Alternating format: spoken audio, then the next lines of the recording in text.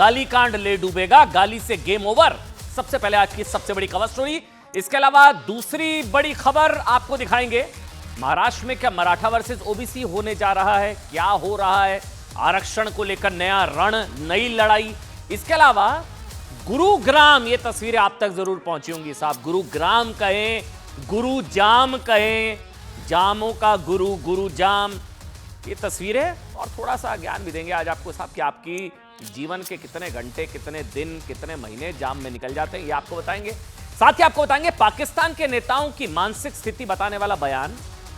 बाढ़ से बरकत, बाढ़ से बरकत की बाढ़ आई है, बाल्टी बचाकर स्टोर कर लो, पानी का संकट आने वाला है। लेकिन शुरुआत एक बड़ी खबर के साथ। वोट चोरी का आरोप लगाने वाली कांग्रेस खुद वोट चोरी के आरोप में फंसती दिख रही है। पवन खेड़ा को नोटिस चला गया है, यह बहुत बड़ी खबर है।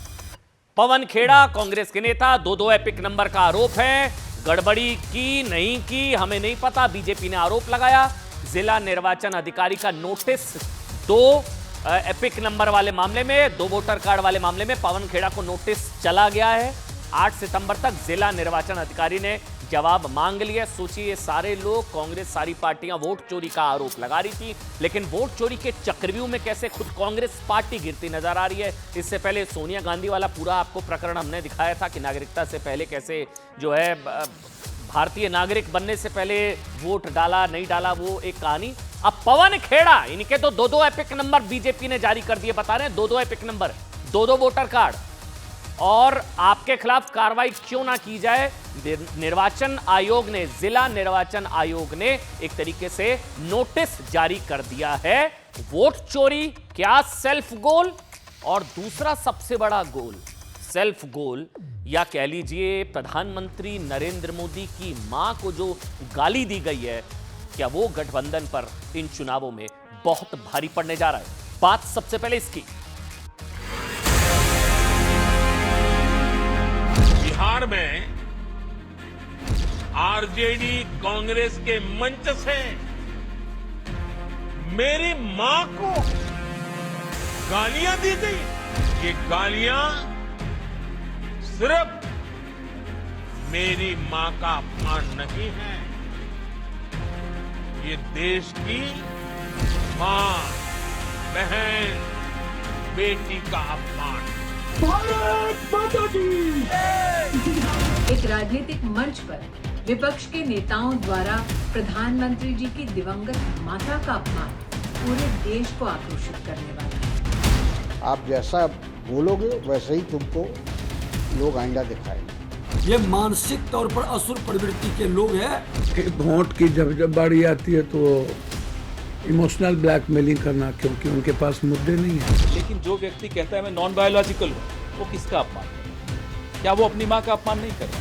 राहुल गांधी, आप में इतनी भी शर्म नहीं बची है कि एक बार कहते कि वो हमारा कार्यकर्ता नहीं है, अगर है तो हम कार्रवाई करेंगे। मिथ्या एक नैरेटिव एस्टैब्लिश कर करके आप चाहते हैं कि किसी पर हम आरोप लगाएं। मां को गाली नहीं सहेंगे, नहीं सहेंगे। इज्जत पर वार नहीं सहेंगे, नहीं सहेंगे।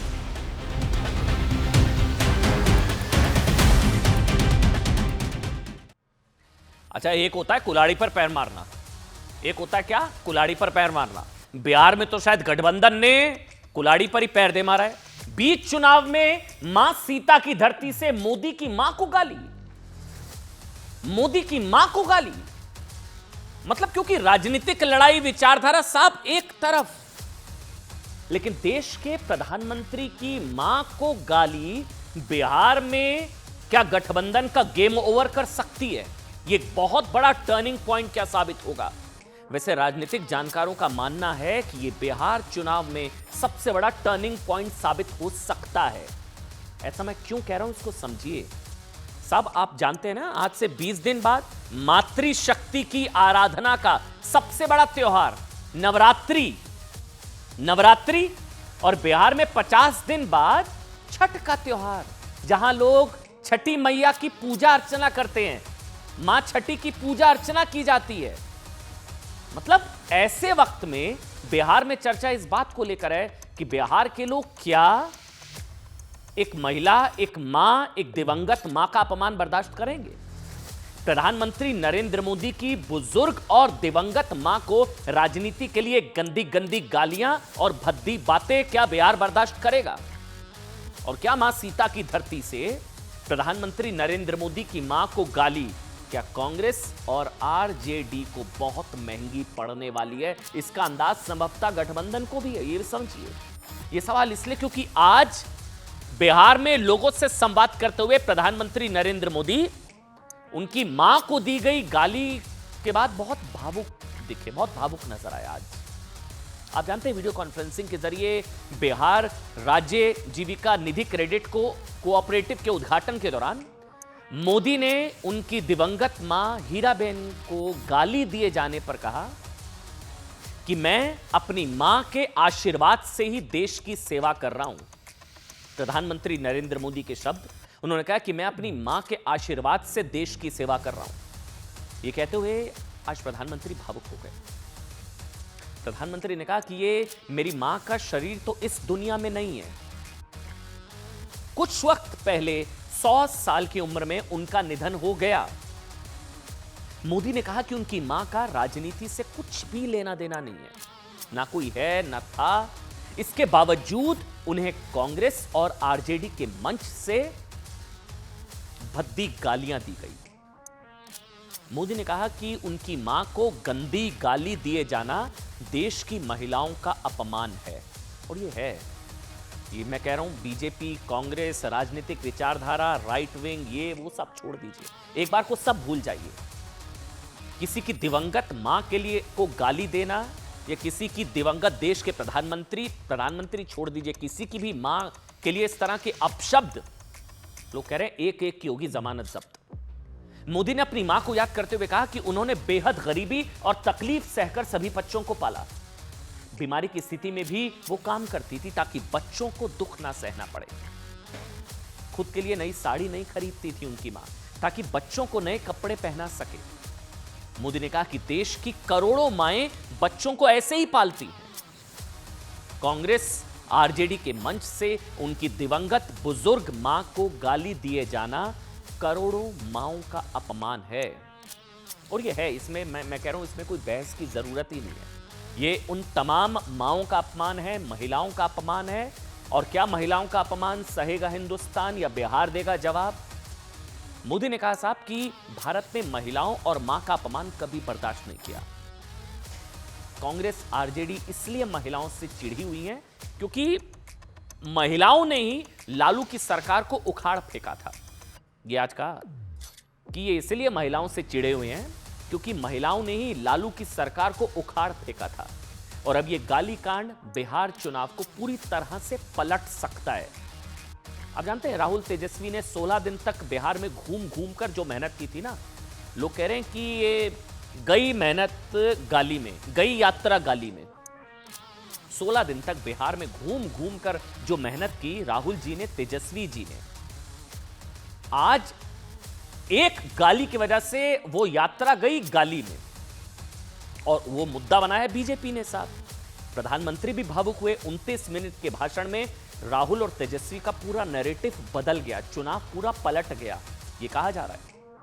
और क्या कांग्रेस के मन से दी गई गाली को राहुल गांधी ने राजनीतिक ब्लंडर बना दिया?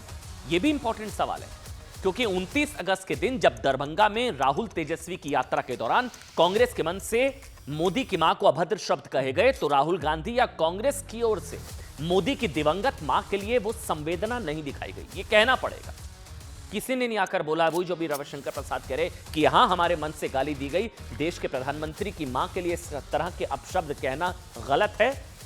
अगर वो हमारा कार्यकर्ता है या नहीं भी, अगर हमारे मंच से दी गई है तो गलत है।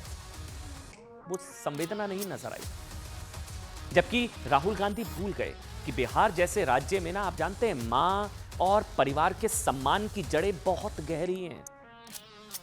महिला सम्मान, छठी मैया की पूजा। इसलिए आज प्रधानमंत्री नरेंद्र मोदी ने कहा कि एक बेटा, ध्यान से सुनिएगा, एक बेटा भले ही मां का अपमान करने वालों को माफ कर दे। वैसे तो प्रधानमंत्री नरेंद्र मोदी के पिता के लिए भी पवन खेड़ा ने अपशब्द कहे थे, उन्होंने तब भी एक तरीके से माफ किया, तब तो उन पर एफआईआर हुई।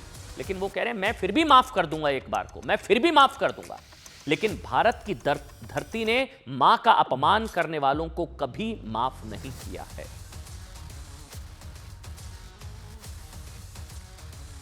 मुझे ऐसे दुखों को सहने की ताकत मिलेगी, लेकिन उस मां का कोई गुनाह नहीं है जो अपना शरीर छोड़ करके चली गई है, जिसने किसी से कुछ लिया नहीं है, जिसका राजनीति से कोई लेना देना नहीं है। उस मां को गाली पड़ती है तब पीड़ा असह्य हो जाती है, वेदना असह्य हो जाती है। और इसलिए माताएं बहनें, वो दर्द आपके सामने एक बेटे की तरह आया तो यूं ही निकल गया है। आप जानते हैं पहले प्रधानमंत्री नरेंद्र मोदी के पिता का अपमान याद होगा ना आपको, जब पवन खेड़ा ने प्रधानमंत्री नरेंद्र मोदी के पिता पर विवादित छोड़िए अभद्र टिप्पणी की थी। साहब कोई हिचकिचाहट नहीं है, नाम बदल दिया था पिता के लिए, पिता को एक तरह से उन्होंने बदल दिया या नाम अपशब्द कहे, विवादित टिप्पणी हम बता भी नहीं सकते। आप गूगल करिएगा आपको समझ आ जाएगा। एफआईआर हुई थी इन पर, पवन खेड़ा पहले प्रधानमंत्री नरेंद्र मोदी के पिता पर और अब प्रधानमंत्री नरेंद्र मोदी की मां को लेकर इतनी गंदी भाषा, मोदी के पिता मोदी की मां, कांग्रेस के मंच से। देखिए किसी भी इंसान की मैं मानता हूं कि सबसे बड़ी ताकत उसके संस्कार, उसका परिवार होता है। आप जानते हैं मोदी बहुत ही साधारण और विनम्र परिवार से आते हैं। उनकी वही सादगी और संघर्ष की पृष्ठभूमि मोदी को यह दृष्टि देते हैं जिसके बल पर वो आज देश का नेतृत्व कर रहे हैं, ग्लोबल लीडर। ये परिवार के ही संस्कार है ना, माता पिता के। लेकिन आप अपने आप से सवाल पूछिएगा कि बार बार सियासत में मोदी को छोड़िए उनके परिवार को क्यों घसीटा जाता है? क्यों पहले पिता फिर माता जी? क्या इसलिए क्योंकि उनका परिवार बहुत ही विनम्र और संघर्षशील परिवार रहा है? वो प्रिविलेज्ड नहीं उस तरह से उन्होंने परिवारवाद की राजनीति को खत्म किया, बहुत ही संघर्षशील विनम्र परिवार से हैं। उनके पिता ने कठिन परिस्थितियों में बच्चों का पालन पोषण किया। प्रधानमंत्री ने बताया कि उनकी मां ने हर कठिनाई सहते हुए कर्तव्य निष्ठा के संस्कार भरे। देखिए हमारा भी एक चीज मानना है, बिना लाग लपेट के ऐसे माता पिता पर कीचड़ उछालने का ना केवल मोदी पर यह प्रहार है, बल्कि उन तमाम करोड़ों परिवारों का भी अपमान है जो गरीबी और संघर्ष से निकलकर अपनी संतान को आगे बढ़ाते हैं। अच्छा, अब एक और चीज सुनिएगा। कुछ लोगों का मानना है कि मोदी की मां विरोधियों के निशाने पर मोदी सरकार की योजनाओं की वजह से भी हो सकती है। आप कहेंगे ये क्या बात हुई? मोदी सरकार की योजनाओं का उनकी मां से क्या लेना देना? कुछ लोग कह रहे हैं कि प्रधानमंत्री नरेंद्र मोदी की मां पर टीका टिप्पणी मोदी सरकार की योजनाओं की वजह से हो सकती है। दरअसल मोदी जी ने खुद बताया था उनकी सरकार की गरीब कल्याण और महिलाओं की मदद वाली ज्यादातर योजनाओं की प्रेरणा उन्हें उनकी मां के संघर्ष से मिली, जो उनकी मां ने खुद झेला था। ये याद है 3 साल पहले खुद प्रधानमंत्री ने अपनी मां हीराबेन को लेकर एक भावुक ब्लॉग लिखा था, उसमें उन्होंने खुलासा किया था। ये पीएम मोदी ने खास तौर पर बात लिखी थी कि उनकी मां के जीवन के अनुभवों और संघर्षों से ही उन्हें महिलाओं के लिए कई योजनाओं की प्रेरणा मिली। बल्कि आज ही आप जानते हैं, आज ही बिहार में पीएम मोदी ने महिलाओं के लिए बिहार राज्य जीवनिका निधि नाम से योजना शुरू की, वो भी महिलाओं के लिए।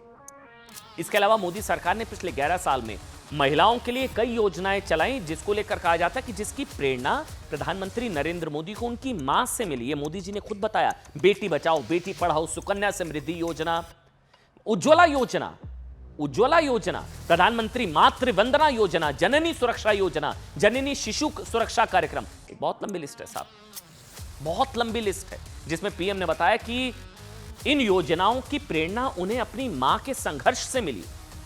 योजनाओं से महिलाओं को सीधा फायदा मिला। नमो दीदी, ड्रोन दीदी, लखपति दीदी जैसी योजनाओं से महिलाओं को समाज में अलग पहचान और सम्मान मिला। इसका फायदा पीएम मोदी को महिलाओं के वोट के रूप में मिला। पीएम मोदी ने अपने ब्लॉग में लिखा था साहब कि उनकी मां ने गरीबी झेली, उसी से उन्हें गरीबी के जीवन की कठिनाइयों का एहसास हुआ। आप समझ रहे हैं, जिनको तो कभी हुआ ही नहीं वो समझेंगे नहीं इस चीज को। उनकी मां ने स्त्रियों के संघर्ष और सामर्थ्य का अनुभव कराया और उनकी मां ने उन्हें सिखाया कि दूसरों की सेवा ही सच्चा धर्म है। इसी से प्रेरित होकर उन्होंने ये सारी योजनाएं चलाई। इसका जिक्र प्रधानमंत्री ने खुद अपने ब्लॉग में किया था। लेकिन सब कांग्रेस फंस गई है। अब इसको समझिए, कांग्रेस फंस गई है। पहले तो कांग्रेस मानने को तैयार नहीं थी, पहले तो मानने से इंकार कर दिया था।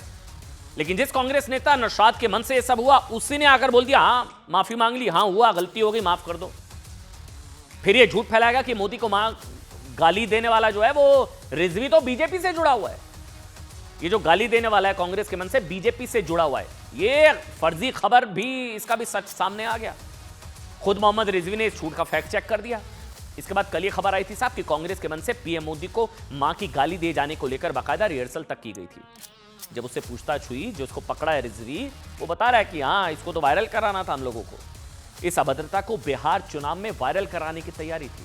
इन सभी बातों के बावजूद राहुल गांधी की ओर से इस घटना पर ना दुख जाहिर किया गया, ना ही मोदी की मां को गाली दिलवाने के आरोपी कांग्रेस नेता नौशाद पर कोई कार्रवाई। वो तो अभी गायब चल रहा है, नौशाद तो मिल ही नहीं रहा, कहां चला गया।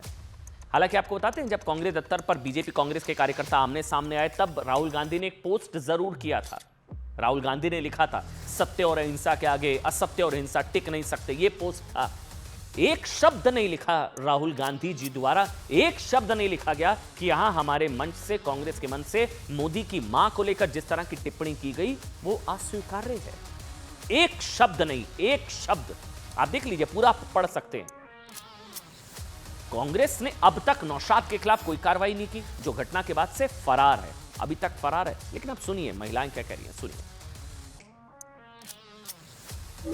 पूरे देश का सब माँ बहन को गाली दिया, इसके लिए हम लोग आरजेडी और सबको करारा जवाब देना चाहते हैं। नरेंद्र मोदी, हमारे माननीय प्रधानमंत्री के माँ के बहनों को नहीं गाली दिया गया, हमारे पूरे देश के माता बहनों को माँ के गाली दिया गया, हम लोग को गाली दिया गया। नरेंद्र मोदी माँ को गाली नहीं दिया है, पूरा महिलाओं को, पूरा बिहार देश का महिलाओं को गाली दिया गया है। माँ को गाली नहीं देना चाहिए और इसके लिए हम लोग बहुत दुखी हैं। जब ये जानकारी हुआ तो हम लोग को भी खून खौल रहा है, हम लोग को भी बहुत बुरा लगा। इसका जवाब थप्पड़ से मिलेगा। बिहार की जनता बहुत गुस्से में है साहब। मां का अपमान नहीं सहेगा हिंदुस्तान, बिहार में चुकानी पड़ेगी क्या कीमत। गाली से गेम ओवर। इस बीच एक बड़ी खबर आ रही है। अच्छा ये खबर है, जावेद अख्तर का प्रोग्राम रद्द हो गया, कोलकाता में कैंसिल हो गया। ये बहुत बड़ी खबर है। जमीयत ने विरोध, अब जमीयत तय करेगा, जमीयत ने विरोध किया और 4 दिन बाद का जो मुशायरा था जावेद अख्तर साहब का, वो कैंसिल हो गया बंगाल में। ये बहुत बड़ी खबर इस वक्त मुझे मिल रही है। अभी ये खबर आई थी ना, विवेक अग्निहोत्री की भी फिल्म थी द कश्मीर फाइल्स, उसका ट्रेलर लॉन्च होना था, एक प्राइवेट होटल में किया जा रहा था, वहां पर ही बवाल हो गया था, लॉन्च ही नहीं होने दिया जा रहा था। लेकिन बंगाल में व्यक्ति की आजादी का अंदाजा आप लगा सकते हैं। जावेद अख्तर मतलब ममता राज में पश्चिम बंगाल में लोगों को अभिव्यक्ति की कितनी आजादी है ना, कितनी खुली आजादी है, कितना खुलापन है, स्वतंत्रता अभिव्यक्ति की, विचारों की आजादी, कितना खुलापन है ना। ये आप फिर तो ये 2 तस्वीरें 2 उदाहरणों से समझा देते हैं। ये तस्वीर 2 अलग अलग देख लीजिए। यहां विवेक अग्निहोत्री 16 अगस्त को हिंदू नरसंहार पर बनी फिल्म द बंगाल फाइल्स का ट्रेलर लॉन्च होने से उसको रोक दिया गया, बवाल हो गया, पुलिस वहां पर पहुंच गई। बंगाल में फिल्म नहीं, ट्रेलर नहीं लॉन्च होने दिया जा रहा था 16 अगस्त। तब फिल्म के निर्माता विवेक अग्निहोत्री ने आरोप लगाया था कि ममता सरकार ने ऐसा कट्टरपंथियों के दबाव में किया, कि वो सच नहीं सामने आने देना चाहती हैं। बंगाल में हो क्या रहा है आप देखिए यहां। अब जावेद अख्तर का कार्यक्रम वो भी कैंसिल। जावेद अख्तर उनका कार्यक्रम, चलिए विवेक अग्निहोत्री, उन पर तो कई लोग आरोप लगा देते हैं प्रोपेगेंडा फिल्म से लेकर, क्या जो फिल्म देखी नहीं होती वो भी लगा देते हैं, लेकिन सच दिखा रहे थे वो तो। इनसे क्या आपत्ति होगी? जावेद अख्तर, अब इनसे भी डर लग रहा है। जावेद अख्तर का मुशायरा कैंसिल जमीयत के दबाव में। अच्छा ये ऑफिशियल, ये कंफर्म है, जमीयत के दबाव में। जावेद वर्सेस जमीयत। कोलकाता में आज शाम 7 बजे जावेद अख्तर का कार्यक्रम था, लेकिन जमीयत उलेमा हिंद के कड़े विरोध की वजह से उर्दू अकादमी ने यह कार्यक्रम कैंसिल कर दिया। जमीयत तय करेगा बंगाल में क्या कार्यक्रम होगा, क्या नहीं होगा। ये सोचिए, अगर यूपी जैसे राज्य में कोई हिंदूवादी संगठन अगर ऐसा फतवा या ऐसी कोई आदेश जारी करने लग जाए तो मामला यूएन तक पहुंच जाएगा साहब। लेकिन यहां बंगाल में चलता है सब। कार्यक्रम कैंसिल। जमीयत ने जावेद अख्तर को कार्यक्रम में बुलाने पर आपत्ति जताते हुए धमकी दी थी। अगर जावेद अख्तर को भेजा गया निमंत्रण कैंसिल नहीं हुआ ना, वो कह रहे थे कि ऐसा प्रदर्शन जैसा तस्लीमा नसरीन के खिलाफ हुआ था ना, वैसा प्रदर्शन होगा। कैंसिल। जमीयत उलेमा हिंद ने कहा है कि जावेद अख्तर ने इस्लाम के खिलाफ, मुसलमानों के खिलाफ और अल्लाह के खिलाफ बहुत बकवास की है। यह इंसान नहीं है, इंसान के भेष में शैतान है। जावेद अख्तर से भी समस्या होने लग गई अब, इसलिए कोलकाता में जावेद अख्तर को कार्यक्रम में ना बुलाया जाए। देश में आतंकी ब्लास्ट के आरोपियों को कानूनी मदद दे चुकी है यह संस्था जमीयत उलेमा हिंद। वैसे पॉलिटिकल ऑर्गेनाइजेशन नहीं है, आपकी जानकारी के लिए। आपको लग रहा हो यही तय करते हैं, सरकार जमीयत की थोड़ी ना है, टीएमसी की है, जमीयत की है सरकार। समझ नहीं आ रहा है, लोग पूछ रहे हैं। लेकिन राजनीतिक संगठनों में उसका दबदबा कितना है ना, इसका एक और मैं उदाहरण देता हूं। अभी 4 दिन पहले एक और खबर आई थी। 4 दिन पहले मदनी ने दावा कर दिया था, मौलाना मदनी ने कहा कि जब हिमंता कांग्रेस में थे तो मैंने सोनिया गांधी से हिमंता को टिकट नहीं देने के लिए कहा था। तब लोगों ने कहा कि अच्छा, मदनी जी तय करते थे कांग्रेस राज में किसको टिकट देनी है किसको नहीं देनी। मतलब और आज भी क्या हालात बदले हैं आप सोचिए ना। जमीयत के विरोध पर कोलकाता में जावेद अख्तर का कार्यक्रम कैंसिल कर दिया गया। जमीयत की इसी धमकी के बाद पश्चिम बंगाल में फ्री स्पीच, बोलने की आजादी, अभिव्यक्ति के अधिकार जैसी बातों की हवा निकल गई है साहब। किसी को गुस्सा नहीं आएगा। Freedom of speech and expression, अभिव्यक्ति की आजादी, विचारों की आजादी, स्वतंत्रता। उर्दू अकादमी ने जावेद अख्तर को न्योता कैंसिल कर दिया। ये सबूत तो है साहब कि ममता सरकार में जमीयत जैसे संगठनों का कितना दबदबा है। जमीयत जैसे संगठन जावेद अख्तर से इसलिए भी चिढ़ते हैं क्योंकि वो कई मौकों पर ये कह चुके हैं कि उनका नाम भले ही जावेद अख्तर है लेकिन वो नास्तिक हैं। अच्छा, ये भी है, जावेद साहब कह चुके हैं कि उनके लिए भगवान, अल्लाह, जीसस सब इंसानी कल्पना है। इसके अलावा जावेद अख्तर लड़कियों की शिक्षा पर जमीयत के विचारों का भी विरोध करते हैं। जमीयत लड़कियों को को एजुकेशन का विरोध करता है, को एजुकेशन। जावेद अख्तर कहते हैं कि ये तालिबान जैसा विचार है। सुनिए। ये शख्स के आने से मुसलमानों में बहुत बेचैनी पाई जा रही है क्योंकि इसने इस्लाम के ख़िलाफ़, मुसलमानों के ख़िलाफ़ और ख़ास तौर से अल्लाह के ख़िलाफ़ बहुत बकवास बकी है। और ये इंसान नहीं, इंसान नुमा एक शैतान है। लिहाजा उर्दू एकेडमी से हमने बार बार गुजारिश की है और आपके चैनल के ज़रिए से भी हम गुजारिश कर रहे हैं कि इसको जो है जावेद अख्तर को इस प्रोग्राम में शरीक ना करें। इसके शिरकत से मुसलमानों में जो है नाराज़गी पाई जाएगी। पिछले 65 सालों में मुसलमानों का तुष्टीकरण होता आया है और उनके हाथ कुछ भी नहीं लगा। तालीम में वो ज़ीरो, लोकसभा में वो ज़ीरो, विधानसभा में वो ज़ीरो, नौकरियों में वो ज़ीरो, सब जगह ज़ीरो कर दिए गए सिर्फ तुष्टीकरण की राजनीति की वजह से। ये तमाम जितनी भी विपक्षी पार्टियां हैं तुष्टीकरण के नाम पे मुसलमानों को खाली झुंझुना देती हैं और कुछ नहीं देती। इसलिए मैं समझता हूं कि ये फैसला गलत है और सिर्फ तुष्टीकरण है, इसके अलावा कुछ भी नहीं। उधर गुरुग्राम के वीडियो पहुंचे आपके मोबाइल में, बवाल साहब। तस्वीरें देखेंगे हैरान हो जाएंगे। गुरुग्राम कहें, गुरुजाम कहें, समझ ही नहीं आ रहा। आज भी यही हाल है। वैसे अगली खबर,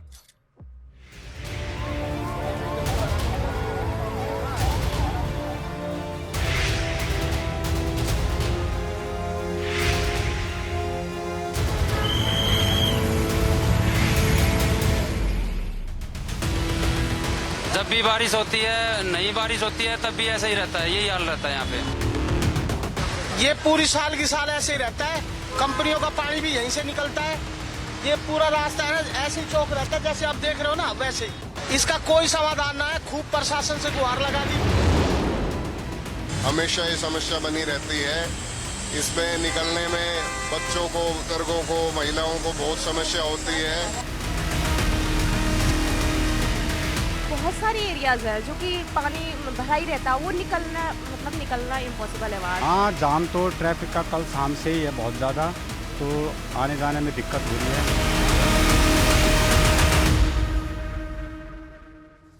बुरा हाल है साहब। Gurugram global business technology hub, IT startup hub के रूप में पूरी दुनिया में भारत का नाम रोशन किया गुरुग्राम। अब ये तस्वीरें देखिए आप, कल से अब बहुत से लोग आप फंसे होंगे इस जाम में। आप कह रहे होंगे अमन जी हम भी फंसे हैं। ये गुरुग्राम की जो तस्वीरें आ रही है ना, उसने गुरुग्राम की चमक दमक को बाढ़ के पानी में डुबो दिया। पानी हो गई इज्जत। कल गुरुग्राम में 2 घंटे की बारिश सिर्फ 2 ही घंटे की बारिश से ऐसा जाम लगा कि शहर की सड़कें समंदर की तरह नजर आने लगी। और दिल्ली से लेकर जयपुर हाईवे तक बताया गया, जो रिपोर्ट्स आई, 20 किलोमीटर लंबा जाम लग गया था। 20 किलोमीटर, ये देखिए आप, इतनी डेंजरस सिचुएशन, इतनी भयानक। इसका अंदाजा इसी बात से लगा सकते हैं कि सैकड़ों लोग ऐसे थे जो दिन के उजाले में जाम में फंसे, उसके बाद शाम हो गई, अंधेरा छा गया, उनका सफर ही नहीं खत्म हो रहा था।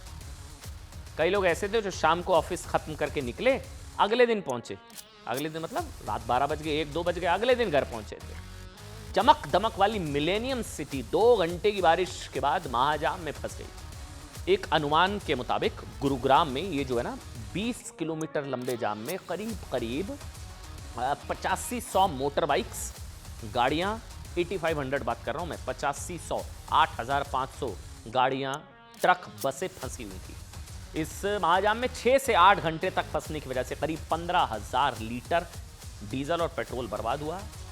और कुछ रिपोर्ट से करीब 70 लाख रुपए का तेल महाजाम में फूंक गया। ये अवॉइड हो सकता था क्या? क्या टाउन प्लानिंग क्या बेहतर हो सकती है या नहीं हो सकती, इसके आगे मैं बात करूंगा। लेकिन इसमें तो स्थिति होगी कि 4-5 किलोमीटर की दूरी तय करने में लोगों को 4-5 घंटे लग गए, और जिसको 20 किलोमीटर जाना है वो तो सुबह तक बैठा था, देर रात तक। जो लोग गाड़ियों में बैठे थे वो भी इस महाजाम से परेशान थे। जो लोग घरों में बैठकर महाजाम के वीडियो देख रहे थे ना, एम्बुलेंस फंसी, देखिए आप, एम्बुलेंस फंसी हुई थी। अब क्या एम्बुलेंस को रास्ता कितना दे पाएंगे आप? सांसें फूल रही थी लोगों की। करीब 2 घंटे की बारिश में गुरुग्राम के गुरु जाम बनने की मुख्य वजह एक तो होता है बदहाल ड्रेनेज सिस्टम। ये सबसे बड़ा रीजन होता है, ड्रेनेज सिस्टम। बारिश होती है कुछ घंटों की और फिर हो जाती है जलमग्न। गुरुग्राम में तेजी से क्या चल रहा है, बिल्डिंग, मॉल, ऑफिस कॉम्प्लेक्स बने, लेकिन ड्रेनेज सिस्टम का विस्तार उस तरह से नहीं हुआ। गुरुग्राम का ज्यादातर हिस्से को सीमेंट कंक्रीट से ढक दिया गया है। आप जानते हैं गुरुग्राम में ग्रीन जोन लगातार घट रहा है। आप जाइए कभी गुरुग्राम, आप देखेंगे बड़ी बड़ी इमारतें, ग्रीन जोन, और कंक्रीट लगातार बढ़ रहा है, कंक्रीट। इसी वजह से गुरुग्राम में जब भी बारिश होती है ना, तो वहां की सड़कें नहरों में बदल जाती हैं और तस्वीरें देखिए ऐसी हो जाती हैं। लेकिन आप ये जानकर हैरान हो जाएंगे कि साहब की जाम में फंसना गुरुग्राम का एक न्यू नॉर्मल है। अब जो कोई जानता है ना, वो लोग मुझे देखकर कह रहे होंगे इसमें क्या नई बात है साहब, हम तो रोज जो है गुरुग्राम जाते हैं, वापस आते हैं, हम तो रोज फंसते हैं जाम में, क्योंकि ये न्यू नॉर्मल हो गया है लोगों के लिए। गुरुग्राम से आने जाने वाले लोगों को एक तरह से इसकी आदत हो चुकी है। जिस दिन जाम नहीं मिलता उस दिन उनके लिए ब्रेकिंग न्यूज होती है। जाम ब्रेकिंग न्यूज होती ही नहीं है उनके लिए। जाम यहाँ की जिंदगी का एक अनिवार्य हिस्सा, ये न्यू नॉर्मल बन चुका है। सुनिए। जाम तो ट्रैफिक का कल शाम से ही है बहुत ज़्यादा, तो आने जाने में दिक्कत हो रही है। ये पूरी साल की साल ऐसे ही रहता है, कंपनियों का पानी भी यहीं से निकलता है। ये पूरा रास्ता है ना, ऐसे ही चौक रहता है, जैसे आप देख रहे हो ना वैसे ही। इसका कोई समाधान ना है, खूब प्रशासन से गुहार लगा ली। हमेशा ये समस्या बनी रहती है। इसमें निकलने में बच्चों को, बुजुर्गों को, महिलाओं को बहुत समस्या होती है। बहुत सारे एरियाज है जो कि पानी भरा ही रहता है, वो निकलना इम्पॉसिबल है वहाँ। आप जानते हैं इस वजह से गुरुग्राम सोशल मीडिया पर ट्रेंड कर रहा है। देश ही नहीं, दुनिया भर में लोग गुरुग्राम को लेकर सर्च कर रहे हैं। क्या हो गया गुरुग्राम में, कौन सा शहर है भारत का? लोग सर्च कर रहे हैं पूरी दुनिया में। गुरुग्राम में सैकड़ों कंपनियों ने कर्मचारियों को ऑफिस आने से मना कर दिया। ऑफिस मत आइए, जितना टाइम आपका ड्यूटी में लगा उतना तो आप जाम में फंस जाएंगे। खुद प्रशासन ने कंपनियों और सरकारी दफ्तरों को वर्क फ्रॉम होम की सलाह दे दी है। एक कोविड में दिखा था और एक अब दिखाए। कल के महाजाम से घबराकर गुरुग्राम में कई स्कूल कॉलेजों में छुट्टी। लेकिन जाम को लेकर हैरान कर देने वाला तथ्य यह है कि गुरुग्राम भारत के उन टॉप 10 शहरों में नहीं है, कहीं नहीं है, जो जाम के लिए सबसे ज्यादा बदनाम है। टॉप 10 में है ही नहीं ना। जाम के लिए कुख्यात शहरों के टॉप 5 में पहला नंबर देखिए, कोलकाता, बेंगलुरु, पुणे, हैदराबाद, मुंबई। ये है जहां सबसे ज्यादा जाम लगता है, बुरा हाल। जहां एक साल में औसतन ये देखिए 129 घंटे कोलकाता में, बेंगलुरु में, ये औसतन मैं बता रहा हूं, बेंगलुरु औसतन एक व्यक्ति 128 घंटे जाम में फंसता है। पुणे में 124 घंटे, हैदराबाद 119 और मुंबई 114 घंटे। ये टॉप 5 जहां सबसे ज्यादा जाम लगता है। गुरुग्राम तो है नहीं। मतलब इस हिसाब से जाम आपकी जिंदगी के कितने घंटे बर्बाद कर रहा है ये बताऊं आपको, आप हैरान हो जाएंगे। दुनिया भर में ट्रैफिक से जुड़े आंकड़ों का विश्लेषण करने वाली एजेंसी है टॉम ट्रैफिक इंडेक्स। ये ट्रैफिक इंडेक्स के मुताबिक उनकी फिगर्स है, नौकरी करने वाला कर्मचारी अपने दिन का 9% मतलब लगभग 10% हिस्सा, 10% वो आने जाने में बर्बाद कर देता है। रिसर्च के मुताबिक जाम में फंसने वाले टॉप 10 शहरों में औसतन एक व्यक्ति रोजाना 90 मिनट जाम में, 1.5 घंटा हो गया ना, 90 मिनट 1.5 घंटा जाम में फंसता है। इस हिसाब से जाम वाले महानगरों में एक व्यक्ति साल के 10 से 12 दिन सिर्फ जाम में बर्बाद कर देता है। यानी महानगरों में रहने वालों की जिंदगी का एक साल जाम में निकलता है, जाम ही हो गया।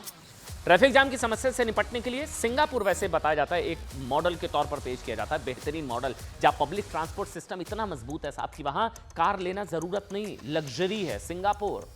वहां ऐसी व्यवस्था है कि पीक आवर्स पर ज्यादा टोल वसूला जाता है। अच्छा, ये इंटरेस्टिंग है, ये भी सुनिए। सिंगापुर में क्या होता है, जब पीक आवर्स है, ऑफिस टाइमिंग्स है, तो लोगों को मतलब वो लोग ना निकले उस दौरान, ज्यादा टोल वसूला जाता है, और जब पीक आवर्स नहीं होते तो कम टोल होता है। इसके अलावा सिंगापुर में कार खरीदने के लिए सर्टिफिकेट ऑफ एंटाइटलमेंट लेना पड़ता है, जिससे सड़क पर गाड़ियों की संख्या सीमित है। पब्लिक ट्रांसपोर्ट ऑब्वियसली बेहतर है, इस वजह से चीजें वहां पर थोड़ी बेहतर नजर आती है। लेकिन गुरुग्राम की तस्वीरों ने हैरान कर दिया। उधर हिमाचल में भी, हिमाचल की तस्वीर ने भी हैरान किया। भारी बारिश की चेतावनी दे दी गई है, यह बड़ी खबर है। भारी बारिश और बादल फटने की वजह से हिमाचल प्रदेश में अब तक 400 से ज्यादा लोगों की मौत हो चुकी है। बाढ़, बारिश, भूस्खलन और बादल फटना, पहाड़ टूटने, लैंडस्लाइड और सड़कें बहने की वजह से 1300 से ज्यादा सड़कें बंद हो चुकी हैं। 3000 वाहन बंद सड़कों के बीच में फंसे हुए हैं। रेल सेवा सस्पेंड कर दी गई है। कांग्रेस सरकार ने हिमाचल प्रदेश को आपदाग्रस्त राज्य घोषित करने की मांग कर दी है। बुरा हाल है हिमाचल में इस वक्त। स्थिति कैसी है, एक वीडियो आप, अच्छा ये वीडियो चल भी रहा है, ये वीडियो आप देखिए, एक बार दिखाइए फुल स्क्रीन पर ये तस्वीरें। ये देखिए आप, ये तस्वीरें कुल्लू की ये है जहां भयानक भूस्खलन हुआ। इसमें देखते ही ये वो तस्वीर, मुझे हटाइए स्क्रीन से, दिखाइए आप, ये देखिए, आप ये वीडियो देखिए।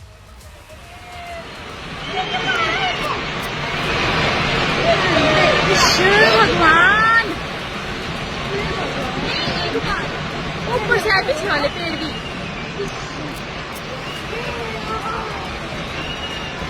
पत्थर आया, बड़ा पत्थर, एक भगवान दुकान का,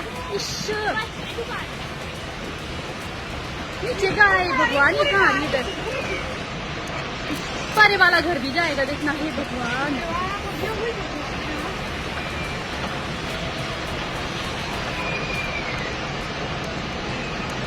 ये भगवान जी, ओ गॉड। उधर किन्नौर जिले में लैंडस्लाइड हुआ, भूस्खलन, चट्टाने गिरने और सड़कें धंसने के कारण नेशनल हाईवे 5, ये देखिए आप, मुझे हटाइए स्क्रीन सर, मुझे हटाइए, ये देखिए आप, ये नेशनल हाईवे बंद कर दिया गया। ये सड़क धंसने के कारण नेशनल हाईवे 5 बंद हो गया है। किन्नौर के नाथपा डैम साइट के पास भी जबरदस्त भूस्खलन हुआ, जिसकी वजह से नाथपा से गुजरने वाली मुख्य सड़क को बंद कर दिया गया है। रात की बात यह रही कि इस घटना में किसी तरह के जानमाल का नुकसान, ये देखिए आप तस्वीरें।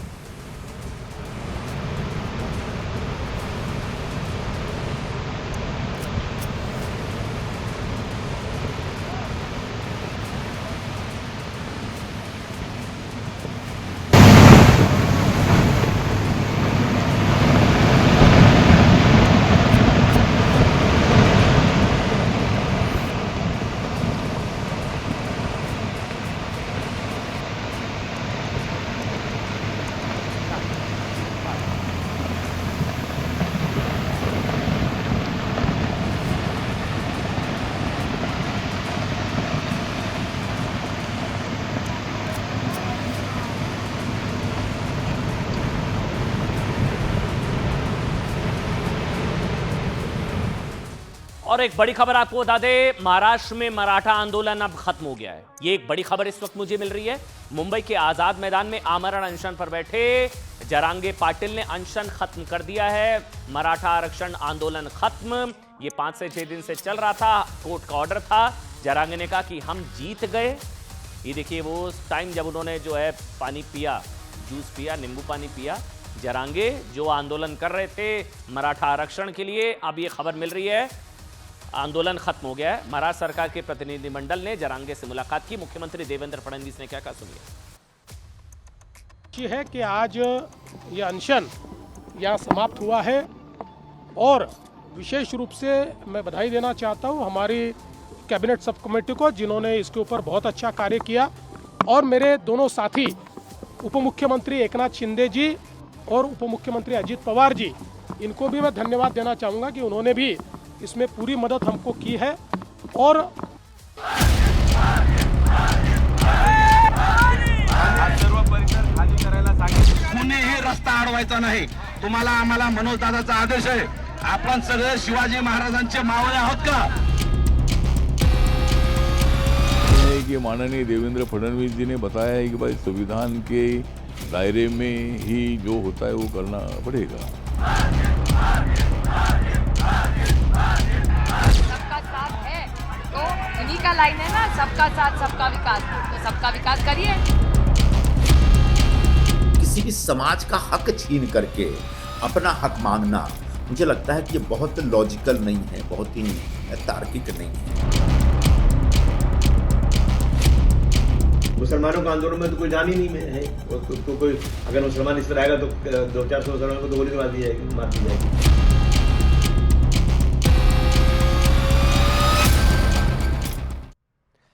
अच्छा, ये दावा किया जा रहा है मांगे मान ली गई हैं। अगर मांगे मान ली गई हैं तो समझिए ये मुद्दा जो है मराठा वर्सेस ओबीसी, नया रण शुरू हो सकता है। सरकार ने मान ली है मांगे, ऐसा दावा किया जा रहा है। एक नई जंग शुरू होने के आसार हैं, मराठा वर्सेस ओबीसी, क्योंकि ओबीसी कोटे के तहत आरक्षण की मांग की जा रही थी। छगन भुजबल से लेकर तमाम नेताओं ने वार्निंग दे दी थी। महाराष्ट्र सरकार ने आंदोलनकारियों की 3 बातें मान ली हैं। 3, पहला, मराठा आरक्षण आंदोलन से जुड़े प्रदर्शनकारियों पर दर्ज सभी केस वापस हों, ये मांग थी, ये मान ली गई होगी। दूसरा, आंदोलन के दौरान मारे गए लोगों के परिवार को 1 हफ्ते में मुआवजा मिले। तीसरा, सरकारी आदेश जारी हो कि मराठा और कुंबी एक ही समुदाय के हैं। यह सबसे इंपॉर्टेंट है मांग, इसी को लेकर बवाल छिड़ सकता है आने वाले समय में। दरअसल इस मांगों में सबसे अहम मराठा को कुंबी मानने की है। आंदोलनकारियों की मांग है कि सरकार सभी मराठों को कुंबी माने, क्योंकि हैदराबाद निजाम के वक्त ऐसा ही था। सरकार ने आज उनकी इस बात को कुछ शर्तों के साथ मानने का आश्वासन दे दिया है। ये बहुत बड़ी खबर है। सरकार ने कहा कि एक साथ सभी मराठों को कुंबी में शामिल करने की बजाय वो हैदराबाद गैजेट को लागू करेंगे। मतलब समझिए, जिन मराठों के कुर्बे उस वक्त कुंबी समाज में दर्ज थे, उनको कुंबी समाज में शामिल किया जाएगा, जिसके बाद उनको ओबीसी के तहत रिजर्वेशन मिलने का रास्ता साफ हो जाएगा। सरकार के इस फैसले से अब पूरे महाराष्ट्र में मराठा वर्सेस ओबीसी की जंग तेज हो सकती है। महाराष्ट्र में ओबीसी समुदाय इस कैटेगरी में मराठा आरक्षण का विरोध कर रहा है। महाराष्ट्र सरकार में मंत्री हैं छगन भुजबल, उन्होंने ऐलान कर दिया अगर ऐसा हुआ, क्योंकि ओबीसी कोटे में अब दिया जाएगा तो उनका हक, वो कह रहे हैं हमारा हक मरेगा, कह रहे हैं कि अगर ऐसा हुआ ओबीसी के साथ अन्याय होगा और इसके खिलाफ ओबीसी समाज भी आंदोलन करने के लिए मजबूर हो जाएगा। सुनिए। मराठा विजय झाला, आज विजय झाला, सुखी झाला। मराठा विजय झाला, आज विजय झाला, सुखी झाला। दिखाया है, ओबीसी अलग अलग अलग अलग दिखाया है, तो देखो, और जिसके पास जरा भी कोई प्रूफ है खुद भी दे दो, मगर एक साथ सारे मराठवाड़ा, सारे पश्चिम महाराष्ट्र करोड़ों लोगों को कुंबी बनाया जाए, ओबीसी बनाए, वो हम नहीं होने देंगे। हमने आज मुख्यमंत्री से भी मुलाकात की, उप मुख्यमंत्री, उनसे भी दरख्वास्त की कि ये नहीं होना चाहिए, हमारे ऊपर अन्याय न होगा। और आप जानते हैं पिछले साल ही चुनाव से पहले शिंदे सरकार के लिए मराठा आंदोलन बड़ी चुनौती बना था। अब ओबीसी धमकी दे रहे हैं कि नहीं, हमारे में आप ओबीसी आरक्षण कोटा में देंगे तो हम सड़कों पर उतरेंगे। लेकिन शिंदे सरकार ने मराठा लोगों को 10% अलग आरक्षण का विधेयक पारित करके मामले को शांत कर दिया। फिलहाल मराठों को 10% आरक्षण का लाभ भी मिल रहा है। लेकिन अब आंदोलनकारी इस 10% को ना ओबीसी कोटे में शामिल करने की जिद पर अड़े हैं। ओबीसी कोटे में मिले। मराठा चाहते हैं कि उनके 10% के आरक्षण को ओबीसी के 27% आरक्षण में शामिल किया जाए। मराठों की मांग है कि सरकार सभी मराठों को कुणबी जाति का प्रमाण पत्र जारी करे ताकि वो ओबीसी समाज में शामिल हो जाए, क्योंकि कुणबी जाति पहले से ही ओबीसी में शामिल है। देखिए, आंदोलनकारियों का तर्क है कि सारे मराठा कुणबी जाति के और निजामों के काल से ही मराठा और कुणबी एक समुदाय में शामिल रहे हैं। सवाल यह कि आखिर जब पहले से ही सरकार मराठों को 10% आरक्षण का लाभ दे चुकी है तो फिर से उसी 10% तो मिल रहा है, उसी 10% को ओबीसी कैटेगरी में ये लोग क्यों लेना चाहते हैं? जवाब है आरक्षण की कैपिंग है, एक मैक्सिमम कैपिंग है। इससे ज्यादा आरक्षण मिल नहीं सकता है। इसको लेकर संवैधानिक व्यवस्था है, सुप्रीम कोर्ट का आदेश। अब इसको समझिएगा। दरअसल इससे पहले 2018 में भी ना जस्टिस एमजी गायकवाड़ आयोग की रिपोर्ट के आधार पर फडणवीस सरकार ने मराठों के लिए 16% आरक्षण देने का कानून बनाया था। 16% आरक्षण, तब बीजेपी शिवसेना की सरकार थी। मामला हाईकोर्ट पहुंचा तो कोर्ट ने इसमें कमी कर दी, 16 नहीं, 16 की बजाय उसको 12% और नौकरियों में 13%, 16 नहीं 12-13% कर दिया। हाईकोर्ट ने यह भी कहा कि अपवाद में सुप्रीम कोर्ट से निर्धारित 50% की सीमा को पार किया जा सकता है। अपवाद में हाईकोर्ट फैसले के खिलाफ सुप्रीम कोर्ट मामला पहुंचा। ठीक है, यह हुआ था 19 में। सुप्रीम कोर्ट ने इंदिरा साहनी केस और मंडल कमीशन केस का हवाला देते हुए मराठा आरक्षण रद्द कर दिया। 50% की कैपिंग है, उसके ऊपर नहीं। दरअसल 1991 में पीवी नरसिम्हा राव की सरकार ने आर्थिक आधार पर सामान्य श्रेणी के लिए 10% आरक्षण का आदेश दिया था, जिसे सुप्रीम कोर्ट ने इंदिरा साहनी ने चुनौती दी। इंदिरा साहनी के इस केस में सुप्रीम कोर्ट की 9 जजों की बेंच ने फैसला सुनाया कि आरक्षण की सीमा किसी भी हालत में, सुन लीजिए, किसी भी हालत में 50% की कैपिंग को क्रॉस नहीं कर सकती। 27% ओबीसी और मतलब 50% से ज्यादा नहीं होगा। राजस्थान में गुर्जर, हरियाणा में जाट, गुजरात में पटेल, महाराष्ट्र में मराठा जब भी आरक्षण की मांग करते हैं ना, तो यही फैसला अड़चन बनता है। इंदिरा साहनी केस, मराठा आरक्षण मामले में भी सुप्रीम कोर्ट ने अपने फैसले में कहा मराठा समुदाय को दिया गया आरक्षण अनकॉन्स्टिट्यूशनल है, क्योंकि ये 50% की उस सीमा कैपिंग को पार करता है, जिसे पहले से ही मंडल आयोग के फैसले में तय किया जा चुका है। मतलब सुप्रीम कोर्ट ने साफ किया कि किसी भी हालत में आरक्षण की कैपिंग, 50% की कैपिंग को नहीं तोड़ा जा सकता।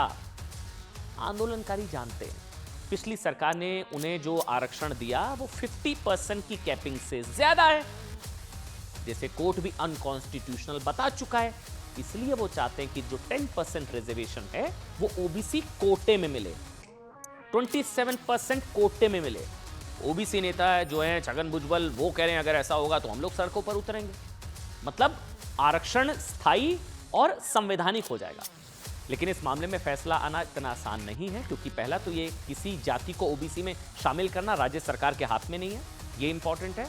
और दूसरा, 102वें संविधान संशोधन के बाद ये शक्तियां सिर्फ केंद्र सरकार के हाथ में हैं। आंदोलन तो खत्म हो गया है, लेकिन क्या रण खत्म हुआ है, ये आने वाले समय में पता लगेगा।